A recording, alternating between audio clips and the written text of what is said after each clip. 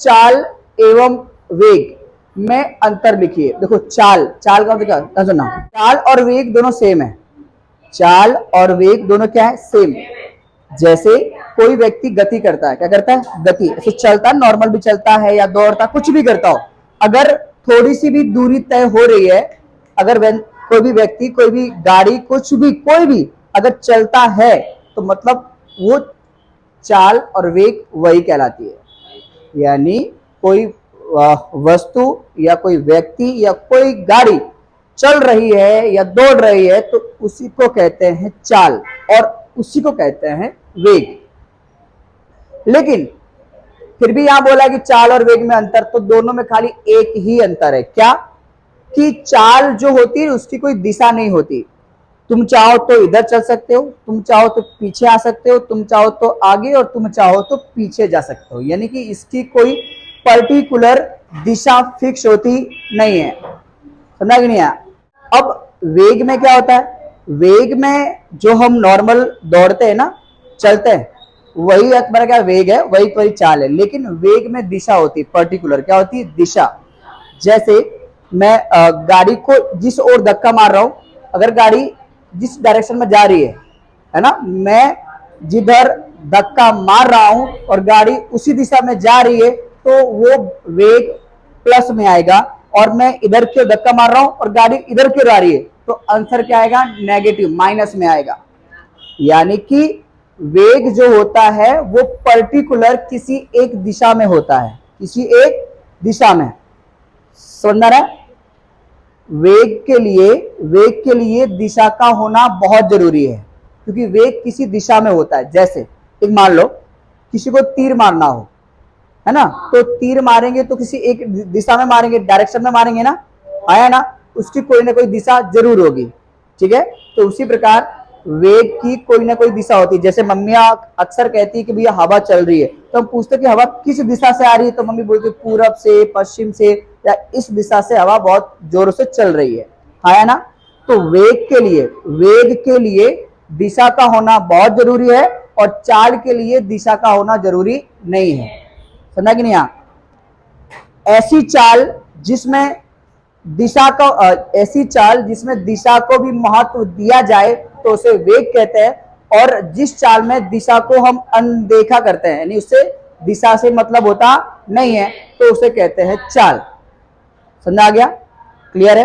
तो वही लिखा हुआ है कि इकाई समय में, इकाई समय का मतलब एक सेकंड में, एक सेकंड में, यानी इकाई समय में तय की गई दूरी चाल कहलाती है। क्या कहलाती है? चाल।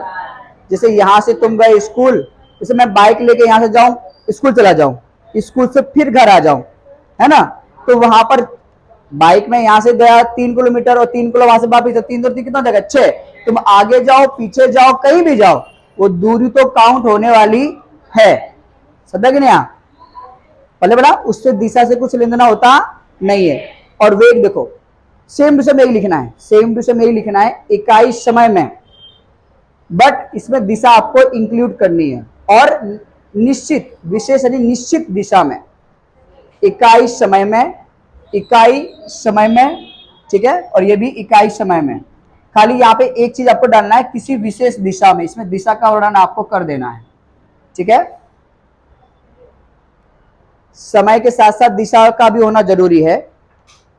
इकाई समय में किसी विशेष दिशा में तय की गई दूरी वेग कहलाती है, तय की गई दूरी चाल कहलाती है। दोनों में डिफरेंट इतना है कि इसमें दिशा होती है, इसमें दिशा होती है, इसमें दिशा नहीं होती है। और जिसमें दिशा नहीं होती है उसको बोलते हैं अदिश। क्या बोलते हैं? अदिश। तो आपको लिखना है कि चाल अदिश राशि है, चाल अदिश राशि है। और इसमें दिशा होती है तो सदिश, यानी दिशा के साथ, ये सदिश राशि है, यह सदिश राशि है। डन? बढ़िया। दूसरा, अब यह सदा क्या होती है? धनात्मक होती है। क्या होती है? धनात्मक। यानी क्योंकि इसमें दिशा से कुछ लेना देना नहीं है, तो हमेशा जो भी होगा वो प्लस होता जाएगा, है ना, तो इसका जो भी आंसर है हमेशा प्लस में ही आएगा। ठीक है? यह एक कैसा बेटा? धनात्मक है। इसका जो आपकी चाल होगी वो हमेशा धन प्लस में ही आएगी। लेकिन वेग डिपेंड करता है दिशा पर, किस पर? दिशा में।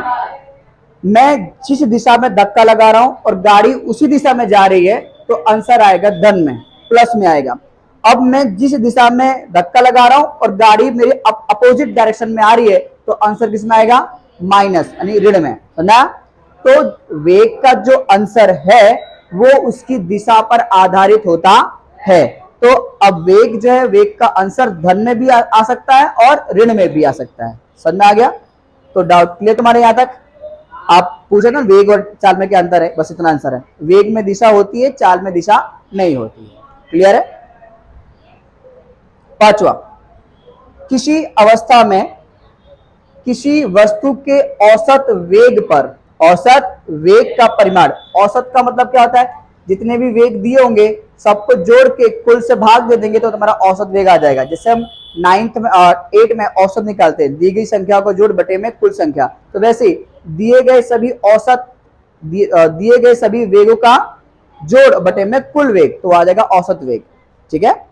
यानी कि 4-5 वेग दिए होंगे, 4-5 को जोड़ दो और जितनी बार दिए हो उसको भाग दे दो तो तुम्हारा औसत वेग निकल कर आ जाता है। ठीक है? हमें बताना है बेटा औसत वेग और औसत वेग का परिमाण। औसत वेग का परिमाण मतलब औसत वेग का मान, उसकी औसत चाल, औसत चाल के बराबर होगा, ऐसा बोल रहा है। क्या किसी का औसत वेग और किसी की औसत चाल समान हो सकती है क्या? तो हो सकती है, लेकिन उसकी कंडीशन है क्या, वो देखेंगे। यहां पे औसत चाल और औसत वेग तभी बराबर हो सकते हैं जब वस्तु का विस्थापन तय की गई दूरी के बराबर हो। तय की गई दूरी के क्या हो? बराबर हो तभी। तय की गई दूरी का मतलब, जैसे दोनों में समझाऊंगा आपको, याद देखो पहले, ये आपका एक घर ये रहा और एक घर यहां पर है। ठीक है? मेरी बात ध्यान देना। मानो ये ए बी सी डी है और ये भी आपका पी क्यू आर एस है। ठीक है? अब ध्यान देना भैया, एक गाड़ी यहां से चलकर यहां गई, फिर यहां से चलकर यहां पर आ गई है, यहां पर गाड़ी आ गई। ठीक है ना? और इसमें भी गाड़ी पहले पी से गई क्यू पर और क्यू से गई आर पर। ठीक है? अगर मैं चाल की बात करूं, औसत चाल की बात करूं, तो ये ऐसे जुड़ेगा। पहले हम इसको जोड़ेंगे, पहले हम इसको जोड़ देंगे। ठीक है? फिर यहां से यहां तक को जोड़ देंगे, जो भी आंसर आएगा वो आपका क्या होगा? औसत चाल होगी। अब विस्थापन की बात करें तो विस्थापन देखो, पहले गाड़ी यहां से यहां आएगी और यहां से यहां जाएगी, तो हम अब विस्थापन कैसे निकालेंगे? तो विस्थापन हम ऐसे और ऐसे नहीं मापेंगे, विस्थापन हमेशा डायरेक्ट मापा जाता है। तो विस्थापन अभी गाड़ी का यहां से शुरू हुई, कहां पहुंची? घूमकर यहां पहुंची ना, तो हम ऐसे देखेंगे, डायरेक्ट ऐसे देखेंगे, ऐसे कि यहां से यहां तक की दूरी कितनी है, तो उसको बोलते हैं विस्थापन। विस्थापन हमेशा डायरेक्ट निकलता है। तुम भले 50 चक्कर लगा के जाओ, उससे मतलब नहीं है। तुम जहां होगे वो वाला पॉइंट और मैं जहां खड़ा हूं वो वाला पॉइंट, दोनों एकदम खींच देंगे और जो आंसर आएगा वो तुम्हारा क्या होगा? विस्थापन। विस्थापन हमसे सीधा निकलता है। अब आप बोलो सर यहां से यूं क्यों जोड़ रहे हो? क्योंकि विस्थापन सीधा डायरेक्ट जुड़ता है, तुम भले कितना भी घूम घाम के आओ। और जो दूरी होगी, दूरी हमेशा डायरेक्ट नहीं जुड़ती, दूरी हमेशा ज्यादा तो घूम घाम के आए वो सब जुड़ेगी। अगर किसी कंडीशन में चाल यानी जो दूरी है, डिस्टेंस है, वो और विस्थापन डायरेक्ट विस्थापन दोनों सेम हो जाएं तो तुम्हारा औसत चाल और औसत वेग क्या होगा? सेम होगा। समझा कि नहीं? किसी कंडीशन में अगर तुम्हारी औसत चाल यानी कुल दूरी विस्थापन के बराबर आ जाए तब तुम्हारा औसत चाल और औसत वेग क्या हो जाएंगे? बराबर हो जाएंगे। समझा कि नहीं? दोनों में डिफरेंट ये है कि जो कुल दूरी होती है उसको जोड़ा जाता है, हालांकि जोड़ते भी इसको है, लेकिन इसको जैसे जैसे गाड़ी गई है वैसे वैसे जोड़ेंगे, लेकिन और विस्थापन को डायरेक्ट जोड़ते हैं, यानी प्रारंभिक बिंदु और अंतिम बिंदु। समझा कि नहीं? यानी अब ऐसे सीधा मापेंगे। समझा कि नहीं? जैसे एग्जाम्पल भी दिया हुआ है, जैसे यदि कोई वस्तु एक सरल रेखा में तथा निश्चित दिशा में गति करती है तो उसकी औसत चाल तथा औसत वेग क्या होता है? बराबर होता है। लेकिन क्या? एक निश्चित डायरेक्शन में गति करनी चाहिए। किस डायरेक्शन में? निश्चित, यानी टेढ़ी मेढ़ी जानी नहीं चाहिए, तभी दोनों सेम हो सकते हैं। क्योंकि अगर टेढ़ी मेढ़ी जाएगी, इधर बेटा, अगर देखो सेम है, दोनों सेम है कि नहीं है, ये भी सेम वही पहुंच रही है, इसमें भी सेम वही पहुंच रही है, लेकिन ये टेढ़ी जा रही है, यहां से फिर यूं हो गई है ना। तो पहले यहां से फिर यहां से कैलकुलेट जोड़ देंगे, और इसमें क्या करेंगे सर, इसमें तो सीधा यहां से जोड़ेगा, तो दोनों सेम नहीं आ सकते। अगर सेम लाना है तो दोनों के से एक ही दिशा में बिना मुड़े उड़े गति दोनों करनी होगी। जैसे मान लो यहां से शुरू हुई और यहां पे खत्म हो गई, हाँ या ना। अगर हम कुल दूरी मापेंगे तो कुल दूरी भी यहां से मापेंगे, और विस्थापन मापेंगे तो विस्थापन भी यहां से यहां तक का मापेगा, यानी वो भी। अब इसमें क्या होगी, तुम्हारी कुल दूरी भी समान आएगी और विस्थापन भी सेम ही आएगा, है ना। समझ आ गया कि नहीं आ गया। अगर किसी वस्तु की, जो कोई वस्तु अगर सरल रेखा में गति कर रहा है, यानी टेढ़ा मेढ़ा गति नहीं कर रहा है, तो इस कंडीशन में तुम्हारे औसत चाल और औसत वेग क्या आएंगे, सेम आएंगे। समझ आ गया, क्लियर है, डन। अब ये छठा क्वेश्चन, एक गाड़ी का ऑडोमीटर तरीके मतलब समझते हो, गाड़ी में जो जैसे बाइक में होता है कि तुम्हारी बाइक कितने किलोमीटर चली वो दर्शाता है ना, उसको बोलते हैं ऑडोमीटर। एक गाड़ी का ऑडोमीटर क्या मापता है, बस आंसर लिख दो। तय की गई कुल दूरी मापता है, जब से तुमने बाइक ली है और अभी तक तुमने कितनी बाइक चला ली है वो दर्शाता है, तो तय की गई कुल दूरी मापता है, ठीक है ना, समझ आ गया। सातवां, जब वस्तु एक समान गति में होती है, एक समान किसमें होती है, गति में, यानी कि सेम गति से आ रही है। अगर हाईवे पर 50 की स्पीड में कोई जा रहा है तो 50 की स्पीड में रखो, उसे कम ज्यादा मत करो। तब इसका मार्ग कैसा दिखाई देता है, मैं तुमसे पूछता हूं।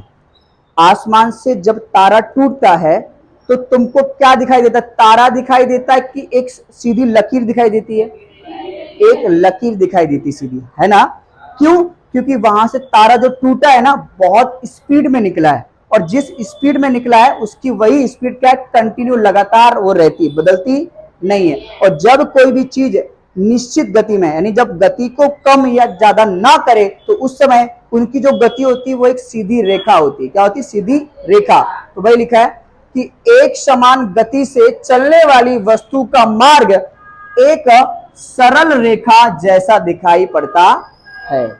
समझ आ गया, पल्ले बढ़ गया, डन। एक प्रयोग के दौरान अंतरिक्ष यान से एक सिग्नल को पृथ्वी पर पहुंचने में 5 मिनट का समय लगता है। समय कितना है, 5 मिनट का। यहां समय कॉपी कर दो, समय, ठीक है। समय को हम रिप्रेजेंट करते हैं टी से, समय यानी कि टी फॉर टाइम। कितना बोल रहा है बेटा, 5 मिनट, ठीक है। देखो सबसे पहले जो चीज दे रखी कॉपी कर रहा हूं, पृथ्वी पर पहुंचने में 5 मिनट का समय लगता है। पृथ्वी पर स्थित स्टेशन से अंतरिक्ष की दूरी क्या होगी, अंतरिक्ष क्या निकालनी है, दूरी। अब यहां ध्यान देना, यहां निकालेंगे दूरी, यानी कि डी, डिस्टेंस, यह हमें निकालनी है, ठीक है। और लास्ट में आपको दे रखा है सिग्नल की चाल। सिग्नल की चाल जो होती है वो प्रकाश के चाल के बराबर होती है, और प्रकाश की चाल कितनी होती है, हवा में प्रकाश की चाल होती है 3 × 10⁸ मीटर प्रति सेकंड। आपसे कक्षा 9th में एमसीक्यू आएगा कि प्रकाश की चाल लिखिए, तो आपको लिखना है 3 × 10⁸ मीटर प्रति सेकंड। डन है, चलो यहाँ पर समझ नहीं आया तो चाल, यहाँ पे ये चाल है बेटा, ये क्या है, प्रकाश की सिग्नल की चाल है, यहाँ पे चाल लिख दो, चाल। और बेटा चाल को इंग्लिश में बोलते हैं वेलोसिटी, क्या बोलता है, तो उसको दर्शाएंगे v से। ये v हमें दे रखा है कितना, 3 × 10⁸ मीटर प्रति समझ नहीं आया। हमें निकालना क्या है, दूरी निकालनी, क्या निकालनी है, लेकिन एक सूत्र बता रहा हूं, ये आपको याद रख लेना है। सूत्र बेटा आपका, चाल बराबर दूरी बटे में समय, ये आपको याद करना है, ठीक है। चाल बराबर दूरी बटे में समय, ठीक है बेटा सभी को। अब इधर अगर चाल निकालना है तो दूरी रख दो, समय रख दो, आपका चाल आ जाएगा। अगर समय निकालना है तो समय को ले लो ऊपर और चाल कर दो नीचे। तो समय बराबर दूरी बटे चाल, ये समय का सूत्र बन जाएगा। और अगर दूरी निकालनी है तो समय को दूरी को अकेला कर दो, तो दूरी को अकेला करने के लिए जब समय भाग में गुणे में आ जाएगा तो हो जाएगा चाल गुणे समय। यानी एक सूत्र याद रखो, 3 चीज तुम उससे निकाल सकते हो। ठीक है, अभी हमें क्या निकालना है? दूरी निकालना है। क्या निकालना है? अभी क्या निकालना है? तो दूरी को अकेला करो, दूरी को करोगे अकेला, तो दूरी अकेला कब होगा? जब समय उठकर इधर आ जाएगा। अभी समय किसमें? भाग में, बटे में है, तो गुणे में आएगा। तो यहां बनेगा चाल गुणे समय बराबर दूरी। डन। चाल हमें दे रखी है, क्या? ये रहा 3 गुणे 10 की घाते 8, फिर गुणा का गुणा, समय हमें दे रखा है कितना? 5 मिनट। भैया समय आपको पता है मीटर प्रति सेकंड, सेकंड में है ना, तो जो मिनट है उसको सेकंड में पहले आपको कन्वर्ट करना पड़ेगा। तो इसको पहले कन्वर्ट कर दो यहां पर। क्या? 1 मिनट बराबर 60 सेकंड होते हैं। ठीक है, तो 5 मिनट में कितना? तो 5 मिनट बराबर इसका इसमें मल्टीप्लाई कर दो, तो 5 मल्टीप्लाई 60। तो भैया कर दो जीरो कॉपी। अब बचा 6 और 5, 6 पंचे 30, यानी 300 सेकंड। कितना आ गया? 300 सेकंड। तो ये आपके आ गए 300 सेकंड। डन। यहां पर ये आपके आ गए 300 सेकंड। रख दो यहां पर समय में 300 सेकंड, 300 सेकंड बराबर दूरी। बोलो डाउट को यहां तक? अब गुणा कर दो। गुणा भी स्मार्ट तरीके से करना है। पहले देखो यहां पे क्या है, यहां देखना ध्यान से, ये दूरी ना, दूरी पहले मैं यहां पे लिख रहा हूं दूरी, समझना यहां पर, दूरी बराबर 3 गुणे 10 की घाते 8, फिर गुणे में 300, यही है ना भैया? तो दूरी बराबर, पहले ये दूसरे को भी कर दो, कर दिए। अब बचा कितना? 3, और यहाँ कितना बचा? 3, 3 का 9, और गुणे का गुणे, और 10 की घाते 8 का 10 की घाते 8। समझा कि नहीं यार?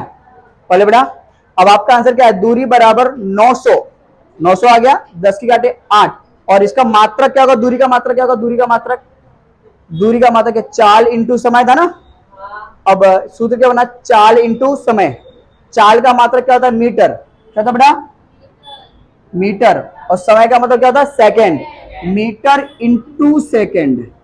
क्या होगा? मीटर इंटू सेकंड, क्योंकि चाल का मात्रक होता है मीटर और बीच में गुणा यानी इंटू समय का मात्रक होता है सेकंड, तो वहां पे क्या लगा देंगे? सेकंड। तो मीटर इंटू सेकंड। अब ये आपका आंसर हो गया है, लेकिन आपकी किताब में हो सकता है किलोमीटर में आंसर छोड़ा होगा। छोड़ा होगा किलोमीटर में। अब किलोमीटर में कैसे?